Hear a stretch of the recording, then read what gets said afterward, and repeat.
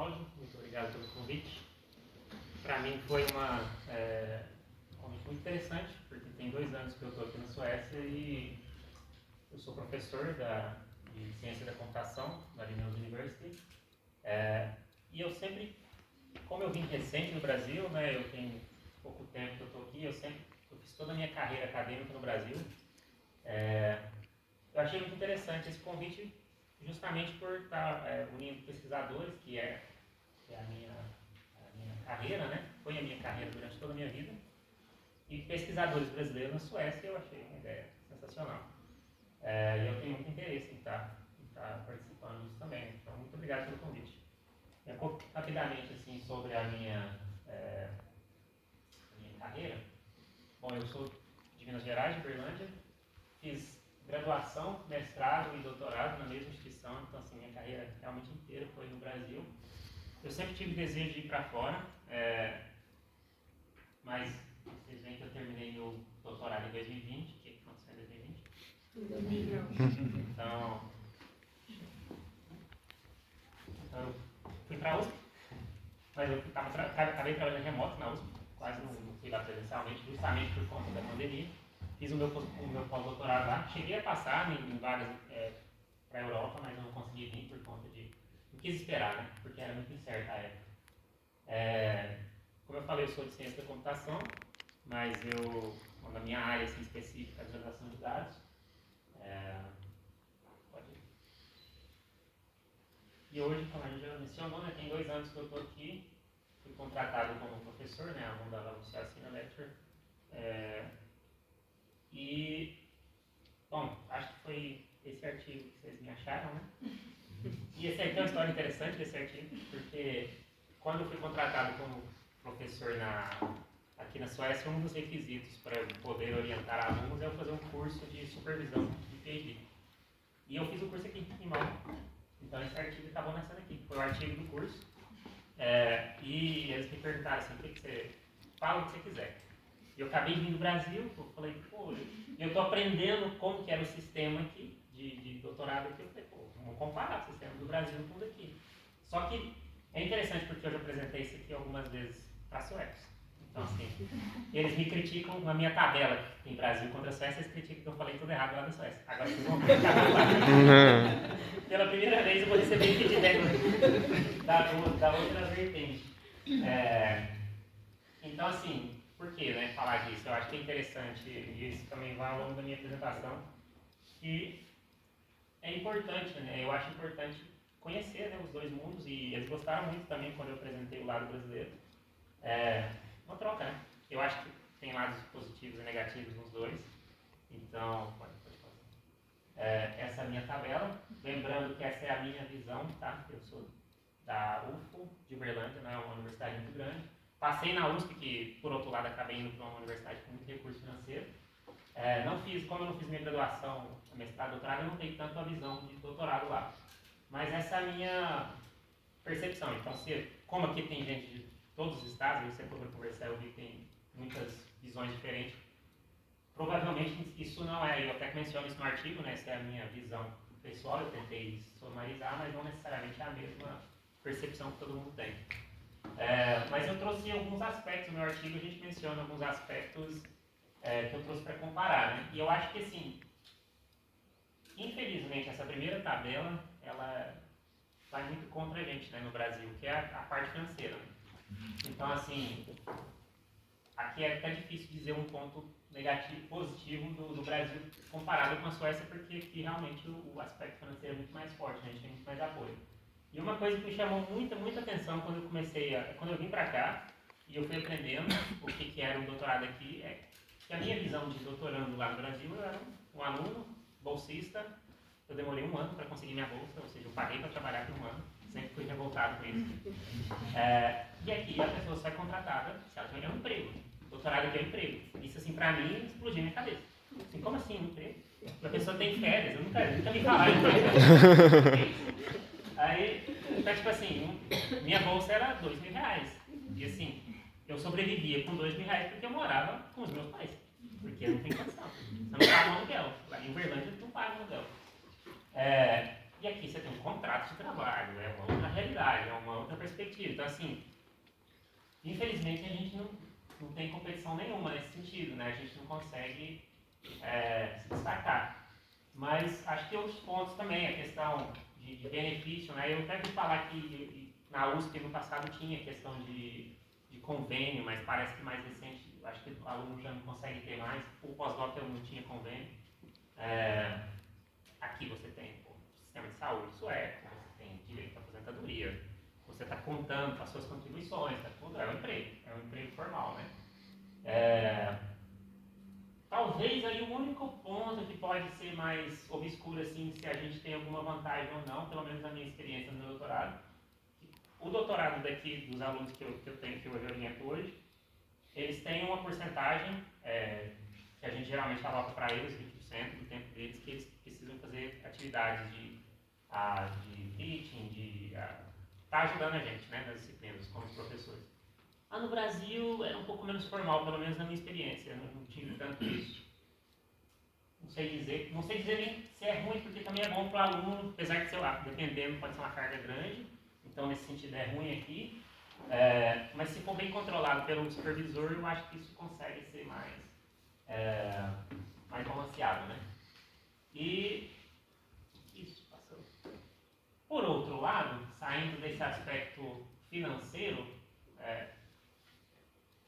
aqui um aspecto mais, como é estruturado o doutorado, aqui eu já tenho um pouco mais de críticas ao doutorado aqui, e eu tenho uma visão que eu até prefiro algumas coisas do Brasil. Bom, estou aqui 2 anos, ainda estou aprendendo muitas das coisas aqui, ainda estou descobrindo coisas novas, mas uma coisa que eu acho, bom, diferenças, né? Aqui se fala muito no processo de doutorado que você tem suas fases, né?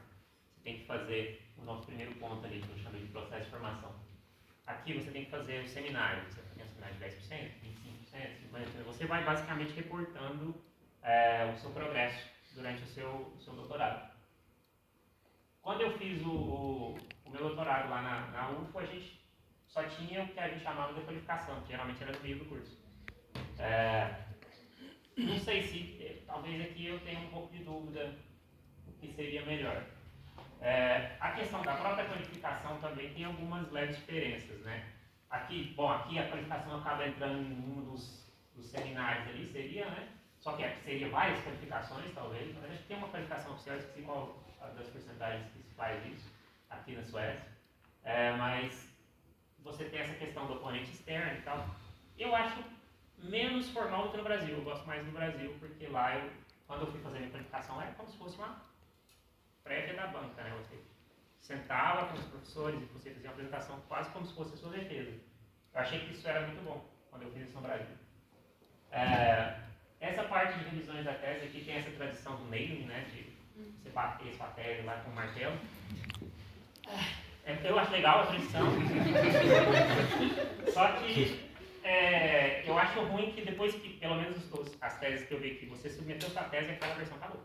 Isso eu não acho que faz sentido, porque, quando a gente está pesquisador, a gente submete um artigo, você tem revisões desse artigo. E quem revisa esse artigo é a banca.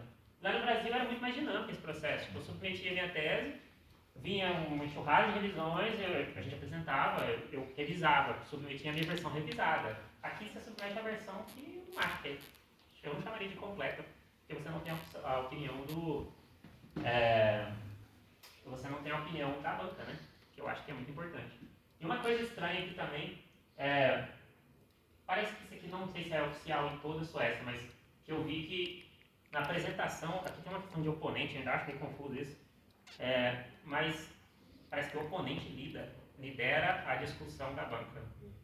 E no Brasil não. No Brasil eu tinha que subir lá e eu vendia o peixe. E eu tinha que convencer as pessoas, não é o meu oponente que fica... É uma dinâmica um pouco diferente, eu também acho mais interessante. Acho que no meu próximo slide, acho que eu tento fazer pontos positivos e negativos. 3 a 2. Então,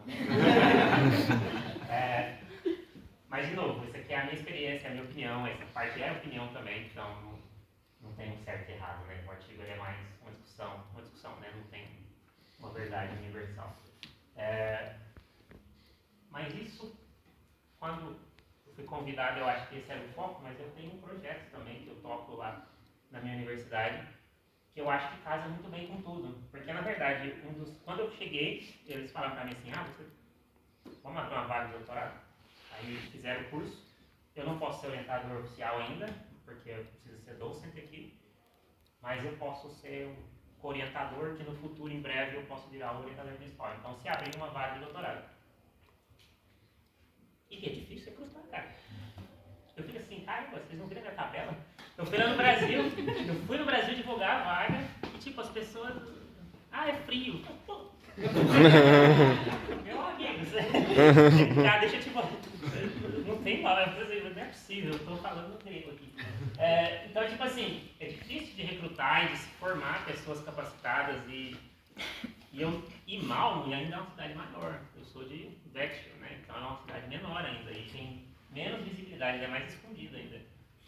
Então, o pessoal tem muito essa dúvida, né? De, será que eu vou para lá? E que é um commitment, né? É um compromisso que você faz 5 anos do seu doutorado. Então é complicado, também entendo essa percepção. Com isso, é engraçado também falar disso aqui para vocês, porque eu acho que a maioria de vocês conhecem o que é o PET, né? Vocês conhecem o PET, Programa de Ensino e Tutoria? Não conhecem? Bom, de certa forma é um programa de ensino, tutoria e extensão, onde os alunos têm a oportunidade de trabalhar, de conhecer um pouquinho mais de pesquisa. Bom, eu tive essa experiência também na minha graduação lá. Olha, então assim, e o nome também, eu não quis chamar de PET aqui, porque PET em inglês é animal. Legal, né? Então eu falei, vamos inverter. Então eu fiz a tradução literal, que era Programa de Educação Tutorial, então acabei só invertendo. Então a gente tem um próximo, vou passar aqui.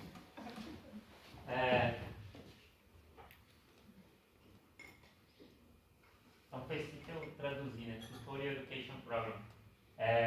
Só que, obviamente, trazia um programa. Primeiro, eu passei 1 ano aqui aprendendo a ideia de criar esse programa. E não é difícil convencer sueco das coisas. Eles gostam, tipo assim, você não mudar uma coisa que já funciona é muito difícil. Só que não funcionava, esse que é o problema. Porque a gente não. A minha indignação porque assim, quando eu entrei aqui como professor, as pessoas falavam assim, eu escutei isso e eu fiquei chateado porque as pessoas falavam assim, não tem bons alunos nas universidades menores. E eu era um professor lá e eu cresci com esse conceito. E aí quando eu fui conhecendo os alunos, eu falei assim, tem gente boa aqui.